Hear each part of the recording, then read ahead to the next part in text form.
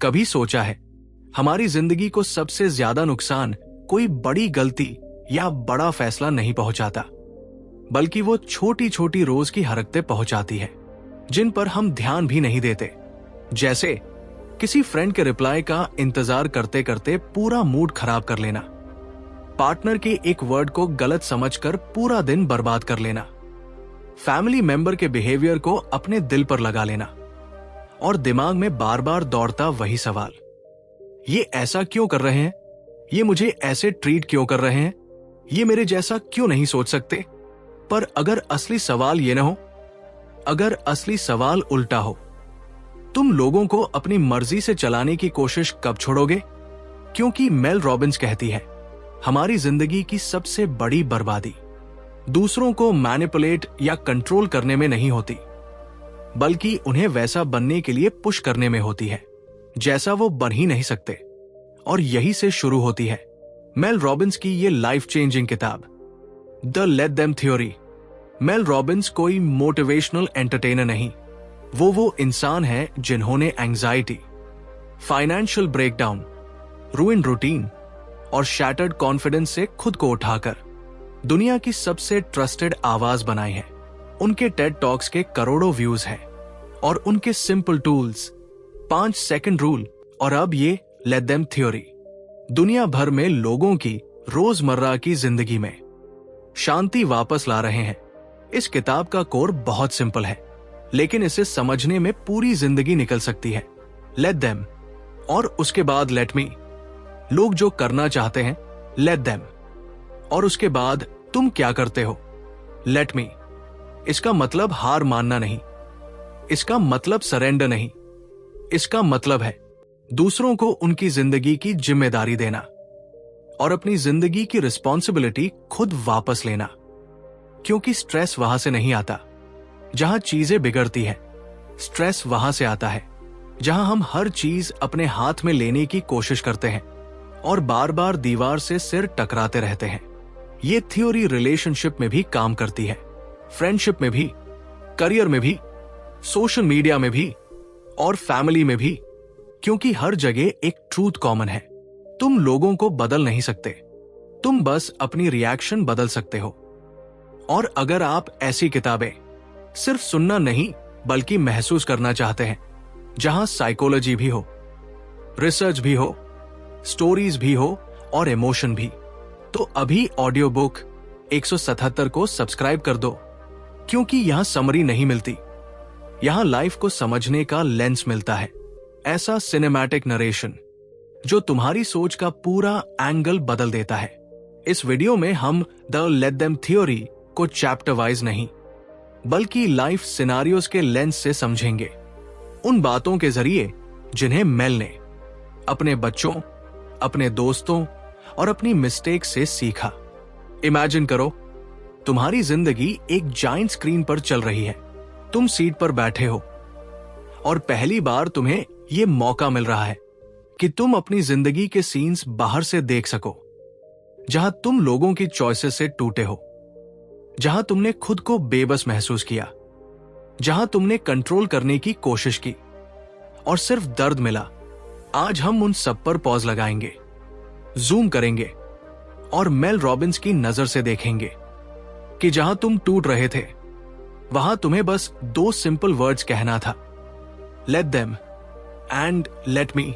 अगर आप तैयार हो अपने इमोशनल बोझ को धीरे धीरे कंधों से उतारने के लिए, तो ईयरफोन्स लगा लो, एक गहरी सांस लो और चलो शुरू करते हैं पार्ट 1 का सफर, जहां हम सबसे पहले समझेंगे कि क्यों हमारी जिंदगी का सबसे ज्यादा नुकसान उन चीजों से होता है जिन्हें हम कभी कंट्रोल कर ही नहीं सकते। Part 1, understanding the theory. Chapter 1, stop wasting your life on things you can't control. कभी कभी जिंदगी अचानक रुक जाती है, जैसे किसी ने पॉज बटन दबा दिया हो। तुम कुछ कर नहीं रहे पर दिमाग भाग रहा है उसी एक बात पर, वही फेमिलियर सवाल, ये मेरे हिसाब से बिहेव क्यों नहीं कर रहे, और बिना महसूस किए तुम अपनी आधी एनर्जी, आधा दिन, आधा दिमाग उस चीज पर खर्च कर देते हो जिस पर तुम्हारा कभी कंट्रोल था ही नहीं।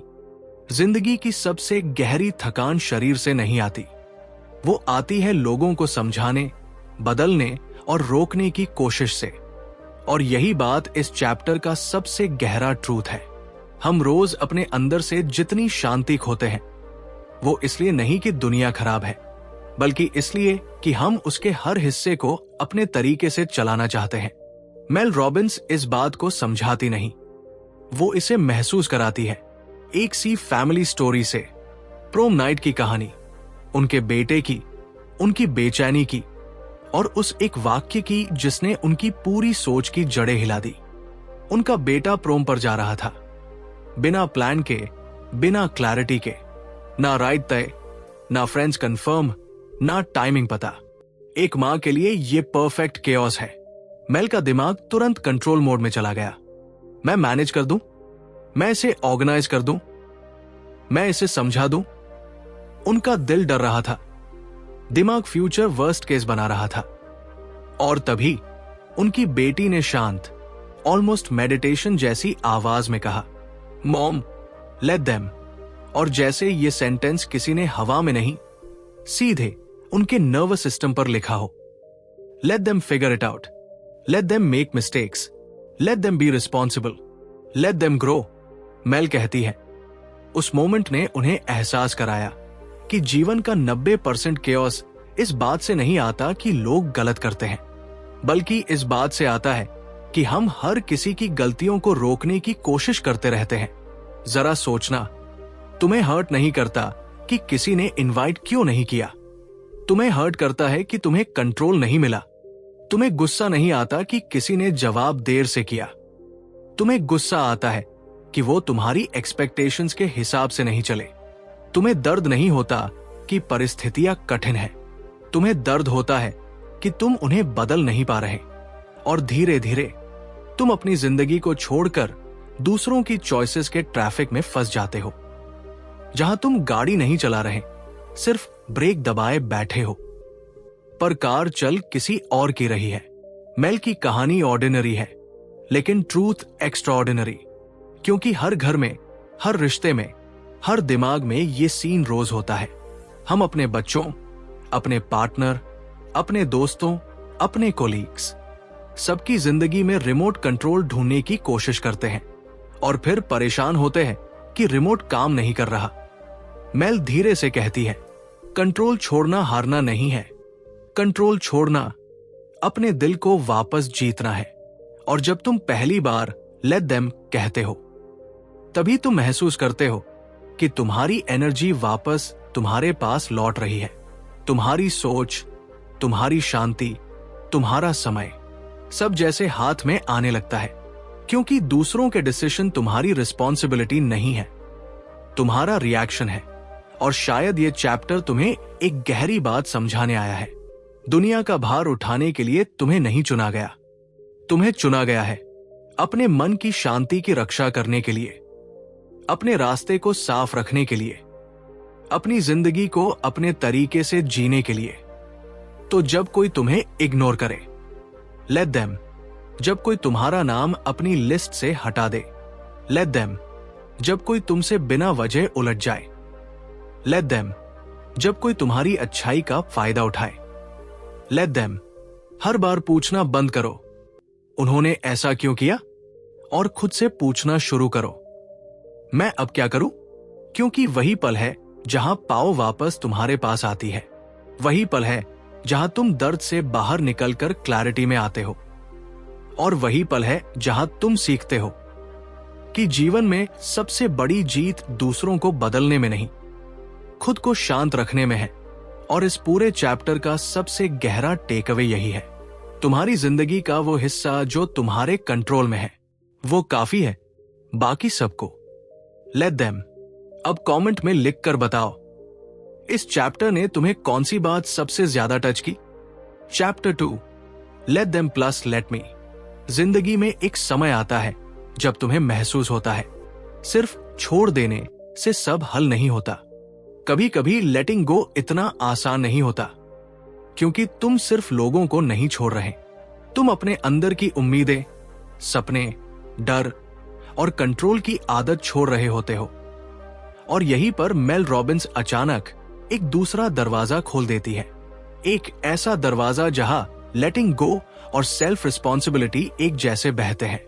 वो कहती है लेट देम और फिर लेट मी। ये दो शब्द नहीं, ये पूरा इमोशनल ऑपरेटिंग सिस्टम है। इमेजिन करो, तुम एक सीसॉ पर बैठे हो।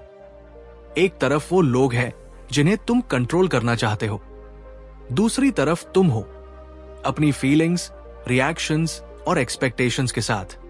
अगर तुम सिर्फ कंट्रोल करने की कोशिश करते हो, सीसॉ उनके तरफ झुक जाता है और तुम नीचे गिर जाते हो। तुम खुद को छोटा महसूस करने लगते हो, जैसे अप्रूवल ही ऑक्सीजन है। लेकिन अगर तुम सिर्फ डिस्कनेक्ट कर देते हो, जो करना है करो, सीसॉ तुम्हारी तरफ झुक जाता है और तुम्हारे अंदर लोनलीनेस और डिस्टेंस बढ़ती जाती है। मेल कहती है कि असली बैलेंस तब आता है जब तुम इन दोनों को एक साथ पकड़ते हो। Let them plus let me Mel की लाइफ का एक ऐसा मोमेंट जिसने इस थ्योरी को जमीन पर उतार दिया। वो है सोशल मीडिया वाला इंसिडेंट। एक सुबह मेल उठती है और उन्हें पता चलता है कि उनके करीबी दोस्त एक वीकेंड ट्रिप पर गए, पर उनके बिना। ना कॉल, ना मैसेज, ना इनवाइट, कुछ नहीं। दिल में वो फैमिलियर सा पिंच महसूस होता है, वो अचानक से आने वाला शार्प हार्ट ब्रेक। उनका दिमाग तुरंत पुरानी आदत में गिरता है। What did I do wrong? Why wasn't I included? Do they not value me? यहां हम सब मेल ही होते हैं, क्योंकि हम सब कभी न कभी बाहर छोड़े गए महसूस हुए हैं। ये फीलिंग पूरी सेल्फ वर्थ को हिला देती है। लेकिन उसी मोमेंट मेल रुकती है, एक गहरी सांस लेती है और खुद से कहती है let them go on their trip, let them choose their circle, let them decide who they want around। ये एक्सेप्टेंस दुख को खत्म नहीं करता, लेकिन विक्टिमहुड को काट देता है। और कहानी यही खत्म नहीं होती। मेल फिर खुद से एक दूसरा सवाल पूछती है, okay, let me build better friendships, let me find people who value my presence, let me make effort where effort is returned, let me choose the environment where I feel seen। और यही वो line है जहां तुम खुद को वापस पा लेते हो, क्योंकि जिंदगी सिर्फ दूसरों को जाने देने का नाम नहीं है, ये खुद को आगे बढ़ने की परमिशन देने का नाम है। लेट देम तुम्हारे कंट्रोल को खत्म करता है, लेट मी तुम्हारी पावर वापस लाता है। अब एक सवाल तुम खुद से पूछो, जब कोई तुम्हें इग्नोर करे, क्या तुम अपना पूरा दिन उनके जवाब का इंतजार करते हुए बर्बाद कर दोगे, या खुद से कहोगे let them ignore me and let me focus on someone who values my time. जब कोई तुम्हारी मदद ना करे, क्या तुम रिसेंटफुल बनोगे या कहोगे लेट देम और let me do it my self? जब कोई तुम्हें इन्वाइट ना करे, क्या तुम अपनी वर्थ पर डाउट करोगे या कामली कहोगे let them choose their group, let me choose my peace? इस दुनिया में हर मोमेंट दो रास्ते देते हैं, या तो तुम दूसरों के चॉइसेस पर अटक जाओ या खुद के चॉइसेस की कमांड पकड़ लो। मेल का सीक्रेट यही है, तुम्हारी पावर हमेशा तुम्हारे पास तभी आती है जब तुम अपनी कहानी का अगला कदम खुद लिखते हो। और शायद इस चैप्टर की सबसे गहरी बात यही है, दूसरों के एक्शंस तुम्हारा फ्यूचर नहीं बदलते, तुम्हारे रिएक्शंस बदलते हैं, तुम्हारे डिसीजंस बदलते हैं, तुम्हारा करेज बदलता है। तो अगली बार जब कुछ तुम्हारे मन के हिसाब से न हो और तुम कंट्रोल करने के लिए हाथ बढ़ाओ, बस रुक जाना, हल्की मुस्कान के साथ कहना लेट देम, और फिर एक गहरी सशक्त सांस लेकर कहना नाउ लेट मी। अब कमेंट में बताओ, तुम्हारी लाइफ में कौन सी सिचुएशन है जहां लेट देम प्लस लेट मी की सबसे ज्यादा जरूरत है? Chapter 3 shocker, life is stressful. कभी कभी जिंदगी इतनी तेज चलती है कि हम भूल जाते हैं स्ट्रेस कोई गलत चीज नहीं। स्ट्रेस एक सिग्नल है, एक रिमाइंडर कि तुम्हारा दिमाग सर्वाइवल मोड में घुस चुका है। मेल रॉबिन्स इस चैप्टर की शुरुआत वहीं से करती है जहां आज हम में से ज्यादातर लोग रहते हैं, एक ऐसी दुनिया जहां हर सुबह आंखें खोलते ही नोटिफिकेशंस, डेडलाइंस, एक्सपेक्टेशंस और कंपैरिजन, हम पर ऐसे गिरते हैं जैसे किसी ने अचानक जोर से दरवाजा धक्का दिया हो, और हम सोचते हैं कि स्ट्रेस हमारा दुश्मन है। लेकिन सच ये है, स्ट्रेस को हम खुद अपनी पकड़ से पैदा करते हैं, जब हम उन चीजों पर कंट्रोल चाहने लगते हैं जो कभी हमारे कंट्रोल में थी नहीं। मेल की एक छोटी सी बट पावरफुल कहानी। एक गार्डन सेंटर की। वो एक दिन पौधे खरीदने गई। मौसम अच्छा था, दिन शांत था, पर बस एक धीमे कैशियर ने उनका मूड बिगाड़ दिया। काउंटर पर लाइन धीरे बढ़ रही थी और मेल का दिमाग इरिटेशन से भर रहा था। इतना टाइम लग रहा है, ये काम ढंग से क्यों नहीं कर रही? यही वो मोमेंट था जहां उनका दिमाग स्ट्रेस मोड में जंप करता है। हार्ट रेट बढ़ता है, शोल्डर्स टेंस होते हैं, थॉट्स तेजी से दौड़ते हैं, और फिर वैसे ही जैसे कोई आवाज उभर कर आई हो। मेल खुद से कहती है, let them, let her be slow, let the line take time, let life happen at its own pace. और जैसे ही उन्होंने कंट्रोल छोड़ दिया, उनका दिमाग सर्वाइवल मोड से बाहर निकलकर नॉर्मल ह्यूमन मोड में लौट आया। एक छोटी सी लाइन पूरे नर्वस सिस्टम को रिलैक्स कर देती है, क्योंकि स्ट्रेस उसी पल टूट जाता है जब तुम नियंत्रण का इल्यूजन छोड़ देते हो। मेल इस चैप्टर में 3 अलग अलग स्टोरीज बताती है, 3 अलग अलग मोमेंट्स जहां स्ट्रेस ने किसी न किसी की जिंदगी का हाथ पकड़ लिया था, लेकिन लेटिंग गो ने उसे वापस छोड़ दिया। एक फ्रेंड जो अपने हस्बैंड के हेल्थ हैबिट्स पर गुस्सा करती रहती थी, हर रोज आर्ग्यूमेंट, हर दिन फ्रस्ट्रेशन, वो उसे बदलना चाहती थी, पर आदमी वही था और उसे बदलने की कोशिश में वो खुद टूट रही थी। मेल ने कहा, let him make his choices, let you choose peace. क्योंकि स्ट्रेस वहां होता है जहां तुम रिस्पॉन्सिबिलिटी अपनी नहीं, दूसरों की उठा लेते हो। और फिर वो डॉग पार्क की कहानी। एक मालिक जिसने अपने डॉग को कंट्रोल में नहीं रखा और मेल इरिटेट हो गई, लेकिन फिर उन्होंने अगेन वही किया, अपने दिमाग को सर्वाइवल से बाहर निकाला और कामली कहा, लेट देम और late me choose my reaction. हम सोचते हैं स्ट्रेस बाहर है, ट्रैफिक में, लोगों में, गलतियों में, दूसरों के बिहेवियर में, लेकिन सच उल्टा है। स्ट्रेस अंदर है, हमारे ब्रेन केमिस्ट्री में है। डॉक्टर अदिति, न्यूरोसाइंटिस्ट, जिसे मेल क्वोट करती है, कहती है कि ब्रेन 2 मोड्स में चलता है। प्रीफ्रंटल कॉर्टेक्स, तुम्हारा रैशनल, काम, डिसीजन मेकिंग दिमाग। अम्यगदला, तुम्हारा स्ट्रेस्ड, पैनिक्ड, इरैशनल दिमाग। और शॉकिंग ट्रूथ यह है, आज 70% लोग क्रॉनिक स्ट्रेस में रहते हैं। तुम्हारा दिमाग हर समय फाइट और फ्लाइट में तैयार खड़ा रहता है। तुम कंपैरिजन से ट्रिगर होते हो, तुम नोटिफिकेशन से एंग्शियस होते हो, तुम सोशल मीडिया से इनसिक्योर होते हो, तुम छोटी सी बात पर टूट जाते हो, क्योंकि तुम्हारा दिमाग थक चुका है। स्ट्रेस परमानेंटली तुम्हारे दिमाग की वायरिंग बदल देता है। तुम डाउट करने लगते हो, प्रोक्रास्टिनेट करने लगते हो, एंग्री हो जाते हो, फोकस खो देते हो, छोटी छोटी बातों पर ओवर रिएक्ट करते हो। और मेल कहती है, स्ट्रेस तुम्हारा एनिमी नहीं, तुम्हारी अवेयरनेस का टेस्ट है। इस पूरे चैप्टर का सबसे बड़ा ट्रूथ 3 लाइंस में है। स्ट्रेस परमानेंट नहीं है। स्ट्रेस एक सिग्नल है कि तुम सर्वाइवल में चले गए हो। तुम स्थिति को कंट्रोल नहीं कर सकते, लेकिन तुम अपने रिस्पॉन्स को कंट्रोल कर सकते हो। और जितनी जल्दी तुम स्ट्रेस को पकड़ लेते हो, उतनी जल्दी तुम अपनी पावर वापस ले लेते हो। मेल का प्रैक्टिकल टूल सिंपल है। स्ट्रेस हिट होते ही अपने आप से बोलो, let them, let the situation be what it is, let the world behave how it wants. फिर एक गहरा सांस लो और कहो, let me take a breath, let me choose calm, let me choose logic, let me choose peace. क्योंकि जब तुम रिस्पॉन्स चुनते हो, तुम स्ट्रेस को तोड़ देते हो, तुम शक्ति रिक्लेम कर लेते हो, तुम खुद की जिंदगी वापस ले लेते हो। और शायद यही इस चैप्टर की असली सीख है। स्ट्रेस अनकंट्रोलेबल नहीं, तुम्हारी अवेयरनेस से कंट्रोलेबल है। लाइफ स्ट्रेसफुल हो सकती है, लेकिन तुम नहीं। अब कमेंट में बताओ, तुम स्ट्रेस में सबसे पहले क्या लूज कर देते हो?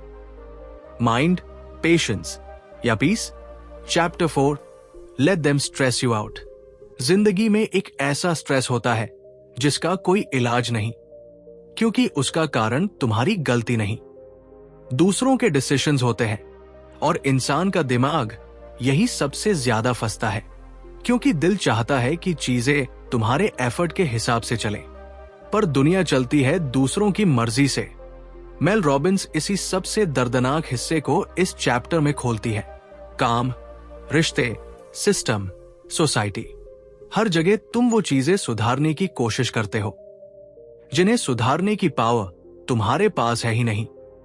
और सबसे बड़ी गलती तब होती है जब स्ट्रेस से लड़ने की बजाय हम स्ट्रेस को कंट्रोल करने की कोशिश करते हैं। मेल कहती है, स्ट्रेस का सवाल यह नहीं है कि तुम्हें परवाह करनी चाहिए या नहीं, सवाल यह है कि तुम्हारी परवाह प्रोडक्टिव है या डिस्ट्रॉइंग तुम्हें। इस चैप्टर की सबसे जोरदार कहानी एक ऐसे टैलेंटेड इंसान की जिसने साल भर अपने काम में जान लगा दी, टारगेट सारे पूरे, मेहनत पूरी, डेडिकेशन 100%, फिर भी प्रमोशन नहीं मिला। वो टूट गया क्योंकि दिमाग कह रहा था मैंने डिजर्व किया, दिल कह रहा था ये अनफेयर है, और सेल्फ एस्टीम फुसफुसा रही थी, क्या कमी है मुझमें? मेल पूछती है, क्या कारण तुम्हारी परफॉर्मेंस थी? नहीं। क्या तुमने मेहनत कम की? नहीं। क्या तुमने कुछ मिस किया? नहीं। तो फिर स्ट्रेस किस बात का? किसी और के डिसीजन का। और यहां आता है सबसे बड़ा ट्रूथ, तुम प्रमोशंस कंट्रोल नहीं करते, तुम लोगों की ऑनेस्टी कंट्रोल नहीं करते, तुम पॉलिटिक्स कंट्रोल नहीं करते, तुम अनफेयर सिचुएशंस कंट्रोल नहीं करते, तुम सिर्फ अपने स्किल बिल्डिंग, अपनी एनर्जी और अपने रिस्पॉन्सेस को कंट्रोल करते हो। बाकी सब late them choose someone else, late them make a bad decision, let them run the system how they want. और तुम? Let me upgrade my self, prepare my next move, focus on opportunities beyond this place. क्योंकि तुम decision makers को नहीं बदल सकते, लेकिन तुम अपनी डायरेक्शन बदल सकते हो। मेल इस चैप्टर में एक पार्क रेंजर की कहानी भी बताती है। 3 ऑप्शंस, एक ही सिचुएशन पर 3 अलग अलग रिएक्शंस। ऑप्शन 1, पलटकर आर्ग्यू करो। ऑप्शन 2, रिपोर्ट करो। ऑप्शन 3, छोड़ दो और अपनी एनर्जी बचा लो। स्ट्रेस का असली टेस्ट यही है, तुम किस ऑप्शन को चुनते हो? तुम्हारा जवाब तुम्हारा कैरेक्टर बनाता है, तुम्हारी जिंदगी का अनुभव बनाता है। मेल कहती है, तुम्हारे पास हमेशा 3 चॉइसेस होती है, take action, set a boundary और लेट इट गो। और हर बार जब तुम लेट इट गो चुनते हो, तुम अपनी एनर्जी बचाते हो, क्योंकि हर लड़ाई लड़ने की जरूरत नहीं होती। कुछ लड़ाइयां बेसिकली सिर्फ अपने ईगो को संतुष्ट करने के लिए होती है, और ईगो कभी सेटिस्फाइड नहीं होता। फिर आता है पॉलिटिकल एग्जाम्पल। मेल स्पष्ट कहती है, किसी भी सिस्टम में फ्रस्ट्रेशन नॉर्मल है, लेकिन अगर तुम पूरे सिस्टम को कंट्रोल करना चाहते हो, तुम अपनी मेंटल पीस को खुद बर्बाद कर दोगे। लेट देम का मतलब फाइट छोड़ देना नहीं होता, इसका मतलब है इफेक्टिव तरीके से फाइट करना। तुम प्रोटेस्ट कर सकते हो, तुम वोट कर सकते हो, तुम सपोर्ट कर सकते हो, तुम चेंज की तरफ काम कर सकते हो, लेकिन तुम हर एक इंसान की सोच को कंट्रोल नहीं कर सकते। Let them think differently, let me choose my action. Mel इस चैप्टर में एक बहुत ही प्रैक्टिकल फॉर्मूला देती है, ABC loop. Assess the situation, कौन सी चीज सच में कंट्रोल में है? क्या मैं इसे बदल सकता हूं, या मैं सिर्फ फ्रस्ट्रेशन कैरी कर रहा हूं? B, break the stress, let them बोलो, एक गहरी सांस लो, दिमाग को सर्वाइवल से बाहर लाओ। C, चूज योर रिस्पॉन्स, क्या मुझे एक्शन लेना है, या बाउंड्री बनानी है, या इसे छोड़कर अपनी पीस बचानी है? और यही ABC बार बार तुम्हें बचाता है, हर अनफेयर मोमेंट में, हर इरिटेटिंग बिहेवियर में, हर स्ट्रेसफुल सिचुएशन में। मेल का सबसे पावरफुल इस चैप्टर में, you never have to stay in stressful situations, you always have choices. कभी एक्शन तुम्हारी पावर है, कभी साइलेंस तुम्हारी पावर है, कभी डिस्टेंस तुम्हारी पावर है, कभी वॉकिंग अवे सबसे बड़ा विन होता है, क्योंकि स्ट्रेस तुम्हें तभी खाता है जब तुम सोचते हो कि तुम हेल्पलेस हो। पर वास्तव में तुम्हारे पास हमेशा एक चॉइस होती है, छोड़ने की, उठने की, आगे बढ़ने की, और सबसे जरूरी, अपनी एनर्जी बचाने की। अब कमेंट में लिखो, जब स्ट्रेस आता है तुम किस तरह रिएक्ट करते हो? फाइट, फ्रीज या overthink? Chapter 5, late them think bad thoughts about you. कभी कभी जिंदगी तुम्हें सबसे तकलीफ दे लेसन वहीं सिखाती है जहां तुम सबसे ज्यादा अपने बारे में अच्छा सोचना चाहते हो। दूसरों की नजरों में हम कितना भी कह दे मुझे फर्क नहीं पड़ता, फिर भी दिल के किसी कोने में ये डर जरूर बैठा रहता है, लोग मेरे बारे में क्या सोचेंगे? अगर मैंने ये किया और किसी ने मजाक उड़ाया तो? अगर मैंने कोशिश की और फेल हो गया तो? मेल रॉबिन्स इस चैप्टर की शुरुआत एक बेहद ह्यूमन ट्रूथ से करती है। हमारे अंदर अप्रूवल की भूख जेनेटिक है, क्योंकि सर्वाइवल के समय में ग्रुप से बाहर होना मौत के बराबर था। तो आज भी अगर कोई हमें जज करे, आलोचना करे या हमारे डिसीजंस पर डाउट करे, हमारा दिमाग इसे फिजिकल डेंजर की तरह लेता है। लेकिन असली आयरनी, मेल कहती है, लोग तुम्हारे बारे में जितना सोचते हैं उसके 69% थॉट्स एक्चुअली उनके बारे में होते हैं, तुम्हारे बारे में नहीं। उनकी इनसिक्योरिटीज, उनका जेलसी, उनका डर, उनकी कंपैरिजन। ज्यादातर समय वो तुम्हें जज नहीं कर रहे होते, वो खुद को मेजर कर रहे होते हैं। और फिर आती है मेल की सबसे ऑनेस्ट कन्फेशन। वो 1 साल तक फ्री स्पीचेस देती रही। उनके मेंटोर्स ने कहा, वेबसाइट बनाओ, टेस्टिमोनियल्स कलेक्ट करो, कंटेंट शेयर करो, बस 3 स्टेप्स और तुम सक्सेसफुल स्पीकर बन जाओगी। उन्होंने 2 स्टेप्स कर लिए, लेकिन तीसरा स्टेप, ऑनलाइन कंटेंट डालना, वो 2 साल तक नहीं कर पाई। क्यों? क्योंकि उन्हें डर था कि लोग क्या कहेंगे। कोई क्रिटिसाइज करेगा, कोई मजाक उड़ाएगा, कोई डाउट करेगा, और किसी के एक नेगेटिव कमेंट ने उनकी ग्रोथ रोक दी। कितनी बार तुम्हारी लाइफ में भी यही हुआ है?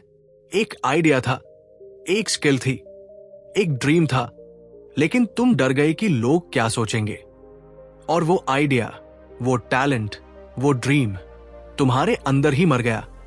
मेल कहती है, ये दुनिया ओपिनियन से भरी है, हर कोई जज करेगा। तुम क्या पहनते हो, कैसे बोलते हो, कितना कमाते हो, कहां जाते हो, किसे पसंद करते हो, ये एंडलेस है।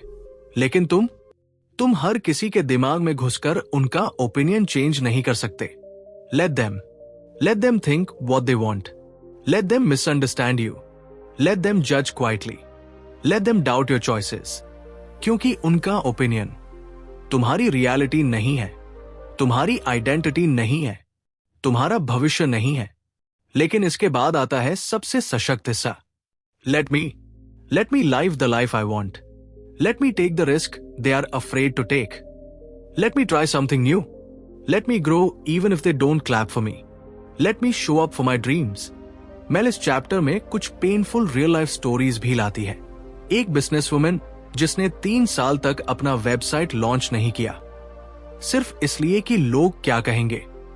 एक आर्टिस्ट जिसने अपनी पेंटिंग्स 60 की उम्र तक घर में छुपा कर रखी। एक राइटर जिसने 5 साल तक अपना मैन्यूस्क्रिप्ट ड्रॉर में रखा। ये लोग टैलेंट में कम नहीं थे, बस डर में ज्यादा थे। और यही डर हमारा सबसे बड़ा थीफ है, जो हमारे कॉन्फिडेंस को, हमारे ड्रीम्स को, हमारी आवाज को चुरा लेता है। मेल फिर एक सवाल पूछती है, अगर पूरी दुनिया तुम्हें जज करने में बिजी है, तो तुम कब अपनी जिंदगी अपनी मर्जी से जियोगे? और सच में, अगर तुम ये समझ लो कि ओपिनियंस सिर्फ हवा की तरह है, आज इधर कल उधर, तो तुम समझोगे कि जीवन का असली संघर्ष दूसरों को मनाने में नहीं, खुद को आजाद करने में है। इस चैप्टर का सबसे गहरा ट्रूथ, तुम्हारा काम लोगों के थॉट्स मैनेज करना नहीं, तुम्हारी लाइफ बनाना है। लोगों को सोचने दो, लेट देम। और तुम, let me, take the step, post the work, start the business, speak the truth, live my damn life. अब कमेंट करके बताओ, कौन सा डिसीजन तुम सिर्फ लोगों की सोच से डरकर नहीं ले पा रहे थे और अब लेने का मन कर रहा है? Chapter 6, how to love difficult people. जिंदगी में हर किसी के पास ऐसा कोई न कोई इंसान जरूर होता है जो प्यार भी है पर तकलीफ भी देता है, जिसे खोना नहीं चाहते पर उसके साथ रहना भी आसान नहीं, जो अपने तरीके से सोचता है, अपने अंदाज में रिएक्ट करता है और कभी कभी ऐसा बर्ताव कर जाता है जिसे समझना ऑलमोस्ट इम्पॉसिबल लगता है। मेल रॉबिन्स कहती है, किसी को प्यार करने का मतलब ये नहीं कि आप उन्हें बदलें। प्यार का मतलब है आप उन्हें समझे और अंडरस्टैंडिंग का पहला कदम है उनका फ्रेम ऑफ रेफरेंस समझना, यानी वो दुनिया को कैसे देखते हैं, क्यों देखते हैं और उनकी सोच आज जैसी है वो बनी कैसे। इस चैप्टर की शुरुआत मेल की अपनी मां की कहानी से होती है। मेल ने जब एंगेजमेंट की खबर दी तो उनकी मां ने एक्साइटमेंट के बजाय एक अजीब सी दूरी और ठंडापन दिखाया। मेल को लगा, क्या मेरी खुशी उन्हें अच्छी नहीं लगी? क्या वो मेरे फियांसे को पसंद नहीं करती?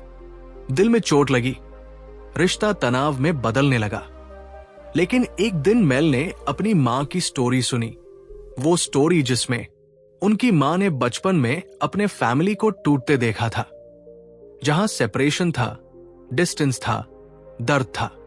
तो मेल की एंगेजमेंट पर उनकी ठंडी प्रतिक्रिया नफरत नहीं थी, वो डर का रिएक्शन था।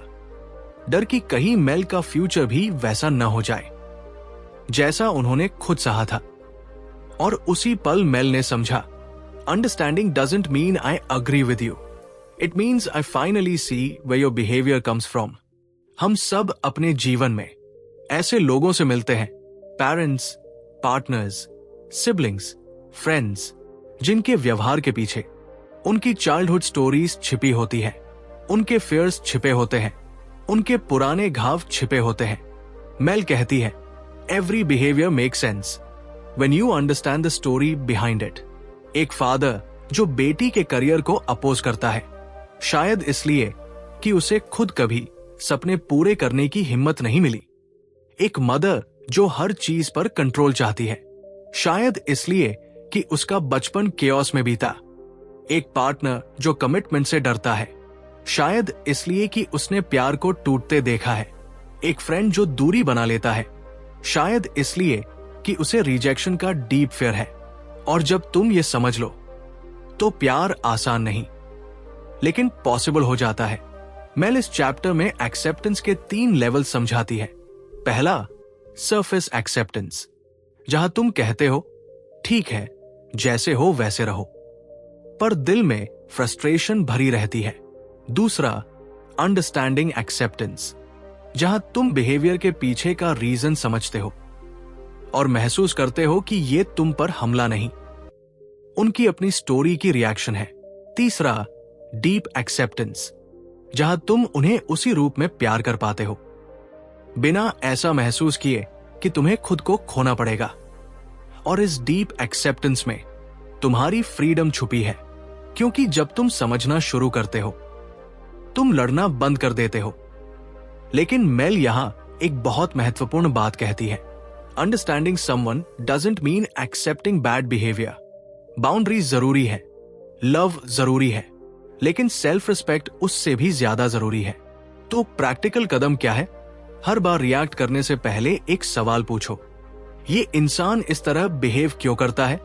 और दूसरा सवाल, क्या मैं इसे समझ सकता हूं बिना खुद को चोट पहुंचाए?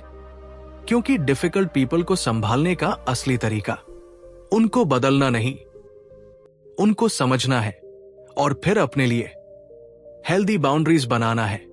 और शायद यही इस चैप्टर का सबसे गहरा ट्रूथ है। आप किसी को भी प्यार कर सकते हैं अगर आप उन्हें बदलने की बजाय उनके पुराने घावों को समझने की कोशिश करें। अब कमेंट में बताओ, क्या आपकी लाइफ में भी कोई ऐसा इंसान है जिसे बदलना नहीं बल्कि थोड़ा समझना जरूरी है? Chapter 7, when grown ups throw tantrums. कभी आप नोटिस करते हो कुछ बड़े लोग असल में बड़े होते ही नहीं, उनकी उम्र बढ़ती है, लेकिन उनका इमोशनल सिस्टम चाइल्डहुड में ही फंसा रहता है। मेल रॉबिन्स कहती है, जब कोई अडल्ट जोर से रिएक्ट करता है तो असल में वो 8 साल का बच्चा ही होता है, जो अभी भी डर, कंफ्यूजन और कंट्रोल खोने के दर्द से जूझ रहा है। और ये बात सुनकर सच में एक नया लेंस मिल जाता है, क्योंकि सडनली लोगों के टैंट्रम्स, उनकी लाउड रिएक्शंस, उनकी साइलेंस, उनके इमोशनल स्विंग्स सब समझ में आने लगते हैं। सोचो जरा, एक बच्चा जब डरता है वो या तो भागता है, या चुप हो जाता है, या गुस्से में चीजें फेंक देता है। अब बस इन रिएक्शंस को अडल्ट वर्जन में ट्रांसलेट कर लो। Kids run away, adults avoid difficult conversations. Kids go silent, adults give silent treatment for days. Kids scream, adults send long angry texts. Kids slam doors, adults break relationships impulsively. हम सोचते हैं कि सामने वाला immature है, rude है, disrespectful है, पर सच में वो अपने अंदर के उस बच्चे को कैरी कर रहा होता है, जो कभी इमोशनल रेगुलेशन सीख ही नहीं पाया। मेल इसी चैप्टर में एक पेनफुल स्टोरी शेयर करती है, एक वर्क प्लेस लीडर की, जो हर छोटी गलती पर इतने लाउड, एग्रेसिव आउटबर्स्ट्स करता था, जैसे बच्चे की तरह जमीन पर पैर पटक रहा हो। टीम डर जाती थी, काम बिगड़ जाता था, लेकिन उसकी असल समस्या कोई एटीट्यूड नहीं थी, वो था अनहील्ड चाइल्डहुड केओस। मेल बताती है कि जब लोग ऐसे रिएक्ट करते हैं तो वो तुम्हारे खिलाफ नहीं रिएक्ट कर रहे, वो अपने अंदर के डर के खिलाफ रिएक्ट कर रहे हैं। किसी का बिहेवियर तुम्हें चोट देता है, लेकिन उसका ओरिजिन हमेशा उनकी अपनी स्टोरी में होता है। और ये समझ आते ही एक बहुत बड़ा इमोशनल शिफ्ट आता है। तुम हर्ट होते रह सकते हो या समझदारी से रिस्पॉन्ड कर सकते हो। मेल एक सिंपल टूल देती है। जब कोई अडल्ट बहुत बड़ा टैंट्रम फेंके तो इमेजिन करो कि उसके पीछे एक छोटा बच्चा खड़ा है जो रो रहा है या डर गया है। उस लेंस से देखने पर तुम्हारी रिएक्ट करने की इच्छा कम हो जाती है और कंपैशन बढ़ जाता है। लेकिन कंपैशन का मतलब यह नहीं कि तुम बाउंड्रीज भूल जाओ। मेल साफ कहती है, understanding someone's inner child doesn't mean you let them hurt your adult self. इसलिए वो 3 ABC लूप देती है। एक्नॉलेज द पैटर्न, समझो कि सामने वाला बच्चा बन रहा है, उसका बिहेवियर तुम पर हमला नहीं, उसकी इमोशनल इमेच्योरिटी का सिम्टम है। B, ब्रेक द साइकिल, तुम लाउड मत बनो, तुम डिफेंसिव मत बनो, तुम वापस टैंट्रम का हिस्सा मत बनो, बस डिस्टेंस क्रिएट करो, फिजिकल या emotional. C, choose your response, जो काम, फर्म और बाउंड्री बेस्ड हो। जैसे I'll talk when we're both calm. I am not okay with this tone. I'm stepping away for now. क्योंकि जब तुम उनसे लड़ते नहीं तो उनके अंदर का चाइल्ड ट्रिगर होना बंद होता है। मेल यहां एक और गहरी बात कहती है, अगर तुम हर टैंट्रम का जवाब देने लगोगे तो तुम भी चाइल्ड बन जाओगे। और ये सच है, तुम्हारा जाने माने मैच्योरिटी का लेवल तभी दिखता है जब तुम उस केओस में भी काम रह पाते हो, जहां दूसरा इंसान अपने इमोशंस पर पूरी तरह से नियंत्रण खो चुका हो। इस चैप्टर का अल्टीमेट ट्रूथ यही है, तुम किसी के टैंट्रम्स कंट्रोल नहीं कर सकते, लेकिन तुम ये चुन सकते हो कि तुम खुद को उनके लेवल तक गिराने वाले हो या नहीं। अब कमेंट में बताओ, क्या तुम्हारी लाइफ में कोई ऐसा है जिसके टैंट्रम्स को देखकर तुमने समझा कि ये अडल्ट नहीं, ये इनर चाइल्ड रिएक्ट कर रहा है। Chapter 8, the right decision often feels wrong. जिंदगी में कुछ ऐसे फैसले होते हैं जो लेते वक्त दिल टूटता है, गला भर आता है और दिमाग बार बार कहता है, क्या मैं गलती कर रहा हूं? लेकिन फिर भी अंदर की एक धीमी पर सच्ची आवाज तुम्हें उसी डायरेक्शन में धकेलती रहती है। मेल रॉबिन्स इस चैप्टर में एक ऐसा ट्रूथ खोलती है जो हम सब जानते हैं पर कभी स्वीकार नहीं कर पाते। सही फैसला अक्सर अंदर से गलत लगता है, क्योंकि सही फैसले कंफर्ट जोन में नहीं लिए जाते, वो डर के पार लिए जाते हैं। और कोई भी इंसान उस डर के पार जाते हुए कंफर्टेबल नहीं होता। इस चैप्टर की सबसे तीखी कहानी एक ब्राइड की, जिसने शादी से सिर्फ 2 हफ्ते पहले अपनी वेडिंग कैंसिल कर दी। सब तैयार था, पैसे लग चुके थे, परिवार एक्साइटेड था, दुनिया देख रही थी। लेकिन उसके दिल के अंदर एक आवाज लगातार कह रही थी, यह रिश्ता सुरक्षित नहीं है, यह रास्ता तुम्हें दुख देगा, यह फ्यूचर तुम्हारा नहीं है।